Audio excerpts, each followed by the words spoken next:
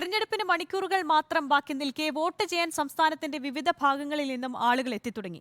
അതിനിടയിൽ വർഷങ്ങളായി വോട്ട് ചെയ്യാൻ വേണ്ടി മാത്രം അവധിയെടുത്ത് വരുന്ന ഒരാളുണ്ട് തലസ്ഥാനത്ത്. വോട്ട് രേഖപ്പെടുത്താൻ ചെറിയ ഇടവേള കണ്ടെത്തി ദുബായിൽ നിന്നും വരുന്ന ഒരു കുടുംബത്തെ കാണാം.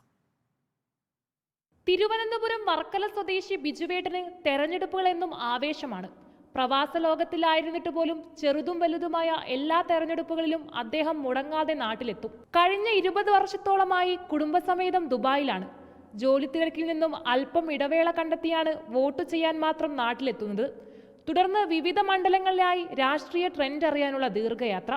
പഴയതുപോലുള്ള ഒരു ട്രെൻഡ് ഇവിടെ ഇല്ല. ഇപ്പം ഞാനിവിടെ വന്നിട്ട് ഒരു 3-4 നിയമസഭാ മണ്ഡലത്തിൽ പോയി. ഇവിടുന്ന് കോട്ടയം, പത്തനംതിട്ട, ആറ്റിങ്ങൽ അവിടെയൊക്കെ പോയി പലരും സാധാരണക്കാരത്ത് തന്നെ ചോദിക്കുമ്പോൾ ഏകദേശം ട്രെൻഡ് അറിയാം. നമ്മളൊരു രാഷ്ട്രീയപരമായിട്ട് നോക്കുന്നതല്ല, ഒരു ട്രെൻഡ് അറിയാൻ വേണ്ടിയിട്ട്.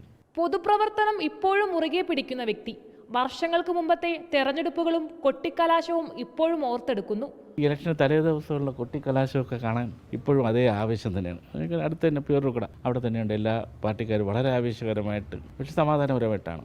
ഓരോ വോട്ടും ഒരു പൗരന്റെ അവകാശമാണ്. അത്തരത്തിൽ വോട്ട് രേഖപ്പെടുത്താനായി കടൽ കടന്നെത്തുന്ന ഓരോ മലയാളിയും നാളെയുടെ പ്രതീക്ഷ കൂടിയാണ്. വീഡിയോ ജേർണലിസ്റ്റ് വിഷ്ണുവിനൊപ്പം reporter Archana Raveendran, in reporter, Thiruvananthapuram.